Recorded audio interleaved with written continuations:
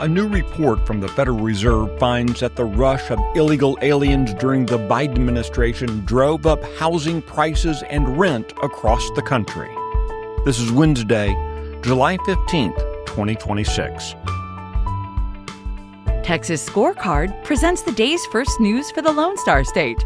The Texas Minute, with your host, Michael Quinn Sullivan. Well, we're halfway through the month and halfway through the week. Thanks for making the Texas Minute part of your Wednesday. Let's jump into today's news with a working paper from the Federal Reserve Bank of Dallas.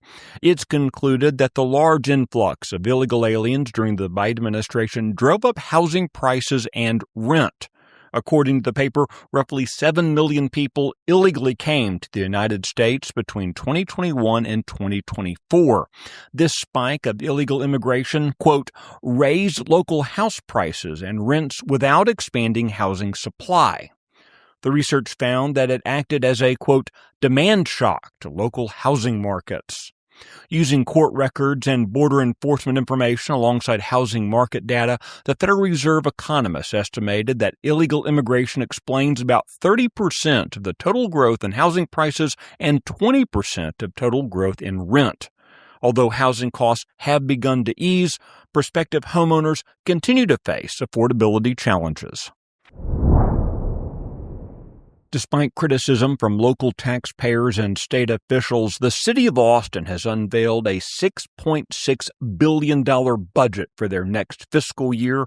If enacted, this would not only be the largest budget in the city's history, but a doubling of the city's spending in just over a decade. Austin's budget in 2013 was $3.3 billion. To pay for all this new spending, the city proposal requires a property tax increase of more than 8%. It would also increase residential utility and water rates. So much for Democrats caring about affordability. Saying that the Democrats are out of touch with the values of the Rio Grande Valley, Attorney General Ken Paxton rallied with voters in Hidalgo County on Tuesday night. Joining Paxton at the standing room only event were Eric Flores and Tano Tiarina, who are looking to unseat incumbent Democrats Vicente Gonzalez and Henry Cuellar, respectively. Speaking with Texas Scorecard after the event, Paxton said there's no doubt why the RGV is moving towards the GOP, and a large part of that has been President Donald Trump. Because I think we have the right message. He had the right message about the border. He had the right message about the economy, about taxation. The things that he's done, cutting taxes for workers. Those type of messages, not the Biden message of spend, increase taxes, put more regulation on business, make it hard for people to work, burden the medical system more. That's the message of the Democrats. The message of the Republicans is economic freedom and opportunity. The Texas Minute will be right back. What are the important things out there in Texas politics and Texas news that matter to you, and what can you do about it? That's what we want to bring you with the Luke Macias Show on a weekly basis for 20 to 30 minutes. That way you can get the information and go do something for the rest of your week. I look forward to coming to you every Wednesday. The Texas Health and Human Services Commission has referred an apparent birth tourism scheme involving 2 South Texas hospitals to Attorney General Ken Paxton just days after Governor Greg Abbott ordered the agency to investigate the matter.